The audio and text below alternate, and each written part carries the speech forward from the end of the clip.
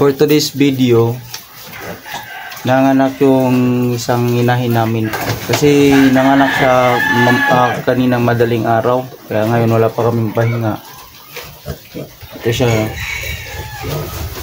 Tapos ang gagawin namin ngayon, puputulan naman namin ng ngipin para hindi siya masaktan. Ay, nagpapahinga siya. Para hindi siya masaktan yung didi niya, hindi masugatan gaya ng isang inahin namin. Kaya ganun lang din, ganun lang gagawin. Paulit-ulit lang din yun. Puputulan namin ng ngipin ngayon. So, let's go! Yung isa, dalawa, tatlo,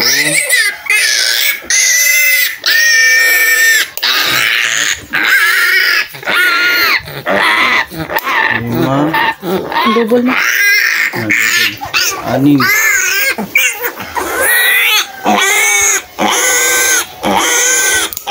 pito, wala. Nga pala mga ka-idol, ganun din, 8 piraso, 8 piraso healthy piglets. Yan. Ganun pa rin. nadagkong sila. Grabe, nahirapan yung mama pig nila pag panganganak kaninang madaling araw. Kaya hindi ko na na-video lahat.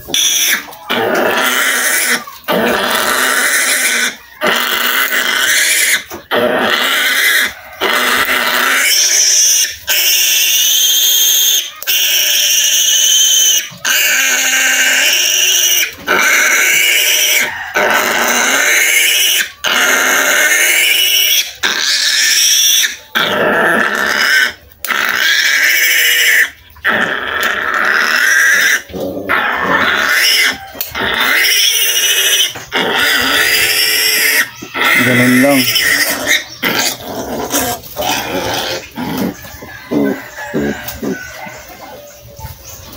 No.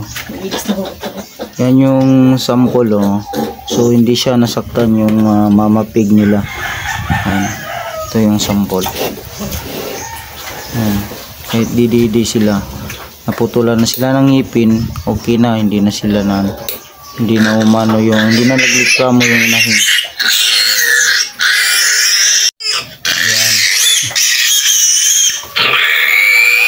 Wala pa tong mga pahinga,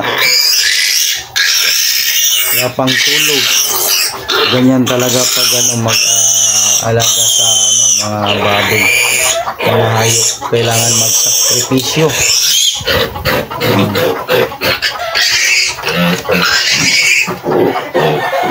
Sobrang ang lalaki ng biik. Ipakita ko sa inyo yung video niyan, yung pagpanganak niya. Nahirapan talaga siya. Kaya hindi kami naka-video ng maigi.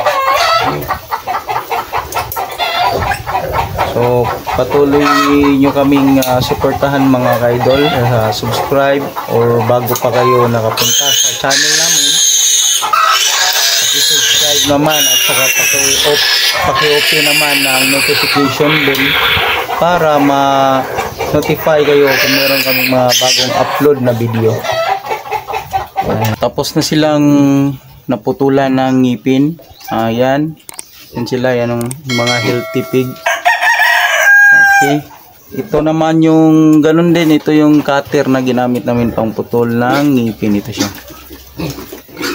stainless, Germany stainless.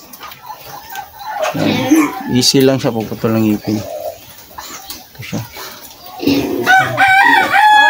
So shout out sa lahat.